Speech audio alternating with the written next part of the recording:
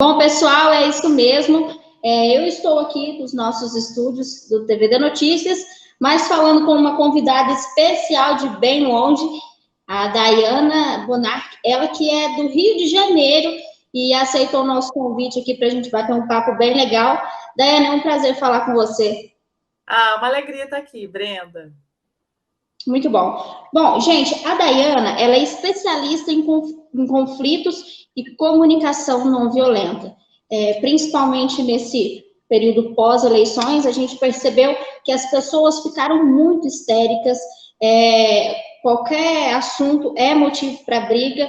Dayana, como que você vê essa questão? Quer dizer, eu citei pós-eleições, mas isso vem de muito antes, né?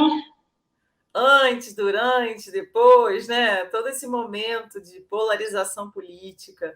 O que acontece, Brenda? O conflito, por definição, ele acontece quando uma pessoa ou um grupo de pessoas entende que o outro é uma ameaça a alguma coisa que é importante para você.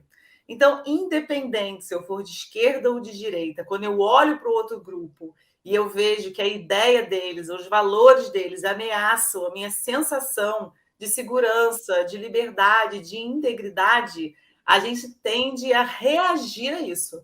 E essa reação já me coloca em conflito com essa pessoa, porque nós pensamos diferente e eu faço a leitura de que o pensamento do outro é uma ameaça a mim. E por isso que essas discussões políticas são tão desafiadoras.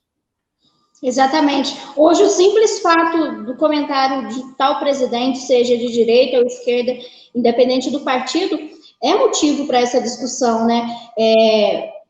Seja cidade, presencialmente, nas redes sociais, a gente vê isso também, e aí acaba incluindo a questão das fake news, né? Como que você vê essa questão? Então, Brenda, a gente vive num mundo cada vez mais virtual, com mais tecnologia, que para o bem e para o mal atuam, né? Então, infelizmente, tem muitas pessoas que propagam e criam fake news, que são notícias falsas, que não têm embasamento histórico, político, social. É uma mentira, uma grande mentira. Só que essas fake news, elas são elaboradas com muita perfeição. Então, você olha a foto que está escrito. Hoje em dia tem até mesmo o que é chamado de deep fake news, que são as fake news profundas, né? Então você olha uma pessoa falando, parece que a pessoa está ali falando, só que aquilo foi tudo forjado virtualmente. Então, para nós que somos leigos em toda essa inteligência virtual, artificial, a gente não nota. Por isso que é fundamental que, independente do lado que você esteja, que você verifique a fonte. Existem organizações hoje em dia, como a Lupa, por exemplo, que elas pegam notícias e elas vão averiguar se teve modificação, se é verdadeiro, se é falso. E isso atrapalha as discussões, porque se você está conversando com alguém e ela está defendendo uma ideia baseada numa fake news, é muito difícil até você trocar informação, porque aquilo é uma mentira. E isso acontece de todos os lados, não só na política, mas em várias outras situações. Então, é muito importante que antes de entrar em uma argumentação, uma discussão, uma conversa, que você tenha certeza que o que você está falando é verdade e que a outra pessoa também tenha. E o que acontece muitas vezes é que isso não acontece. A pessoa tem pessoas na minha família, por exemplo, que se baseiam em fontes de Facebook, de coisas que chegam pelo WhatsApp. Às vezes são pessoas de outras gerações que não entendem exatamente como isso funciona, o que é fake news e acabam enviando para um monte de gente. E aí vai criando um ciclo de desinformação que aumenta os conflitos em várias esferas, seja no trabalho, seja na família, seja entre amigos, e perpetua essa sensação de insegurança dos dois lados.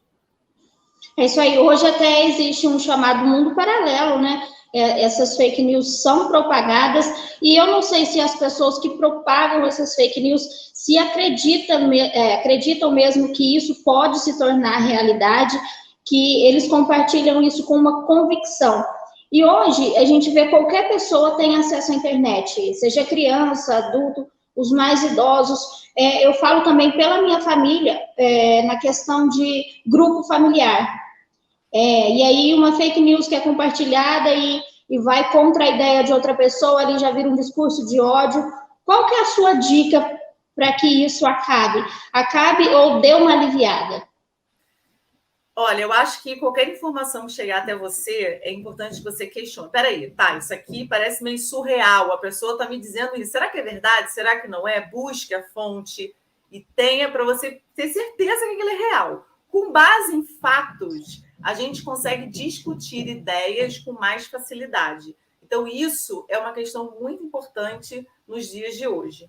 A outra questão é o seguinte: tem algumas situações, por exemplo, se eu estou no meu ambiente de trabalho, tá? E eu sou de direita e você é de esquerda. Eu não vou mudar a maneira que você pensa.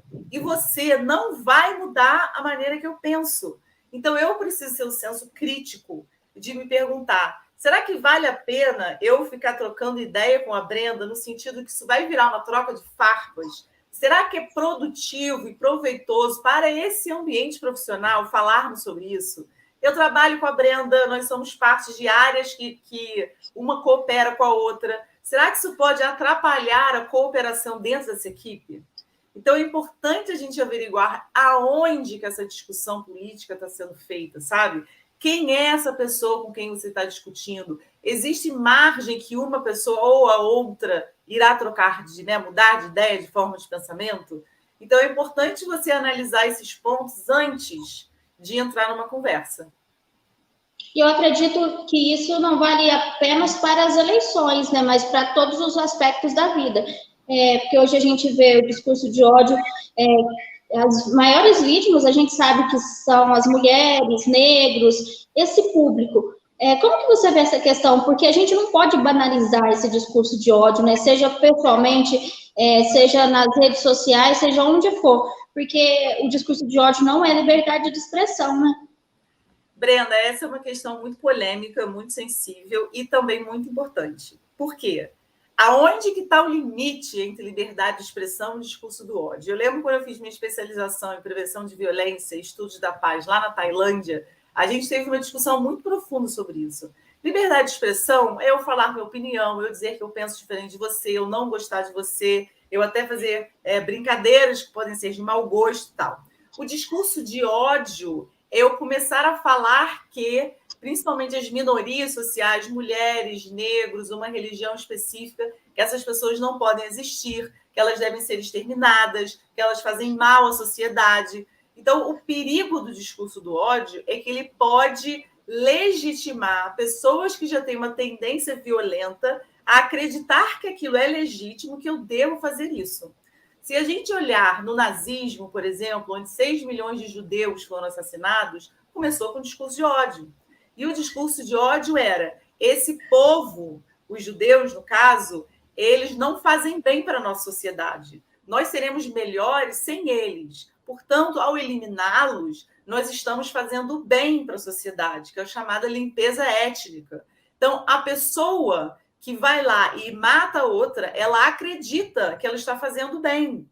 O problema é esse, entendeu? Ela desumaniza a sua vítima da que ela vai agredir, porque ela acredita que, ao fazer aquilo, ela está contribuindo com um bem maior. E o responsável por isso são essas manipulações através de fake news, que é usado como estratégia de manipulação. Hoje em dia, tem pessoas que são especializadas em manipulação através de fake news. O discurso de ódio é muito perigoso. Não é à toa que a suástica nazista é crime em vários países, que organizações neonazistas são criminosas, justamente porque estão incitando a violência e o extermínio de outros grupos. E isso não é legítimo, não está ok, não pode existir e deve ser coibido pela lei. E o mais importante, Brenda, é que todos nós devemos usar o nosso senso crítico, o nosso senso de amor, de compaixão, de afeto, mesmo por aquela pessoa que pensa diferente de mim, sabe? Ela pode existir pensando diferente de mim. A democracia, ela é baseada na liberdade de expressão, é baseada em ter polos opostos, no diferente, no que pensa diferente, mas discurso de exterminar o outro, não. Então, é muito importante as pessoas terem esse discernimento. Muito bem. Daiana, eu quero agradecer por esse bate-papo, que eu tenho certeza que está sendo bastante produtivo para os nossos telespectadores, para mim também, inclusive. E eu gostaria que, para a gente encerrar, você falasse um pouco sobre você, como foi que você entrou para essa área. Você me disse que se especializou na Tailândia. Como que foi tudo isso e como tem sido nos dias de hoje? Olha, eu amo meu trabalho, eu lido muito com gente, com facilitação de conversas, mediação de conflitos, trabalho muito com a comunicação não violenta, trabalho dentro de comunidades afetadas pelo crime, pela violência, com agências do governo, com multinacionais. E o interessante de circular por todos esses ambientes é que a gente vê que os tipos de conflitos se repetem, porque nós somos todos humanos, nós somos todos parecidos em essência, sabe? Então, conhecer essas metodologias me dá a oportunidade de criar pontes, né? Então, eu estudei, trabalhei fora, no Brasil, na Tailândia, nos Estados Unidos, na Inglaterra, para poder me capacitar ao máximo ao mesmo tempo e que eu ia ganhando experiência prática de campo.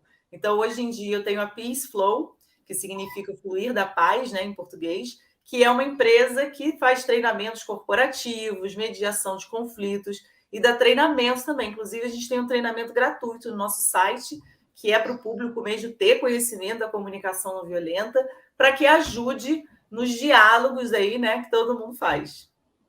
Muito bem, e quem quiser te encontrar nas redes sociais, tem essa possibilidade? Quais são os canais de acesso? Vamos lá, se você escrever Diana Bonar no Google, vai aparecer o meu nome, vocês vão achar o meu website, e o nome da minha empresa é Peace Flow. É assim. Muito bem, Daiana, eu te agradeço mais uma vez. Foi um prazer falar com você. O nosso espaço está aberto e eu pretendo ter outra conversa dessa mais vezes. Tá bom, meu amor. Prazer em falar com você. Até a próxima. Até.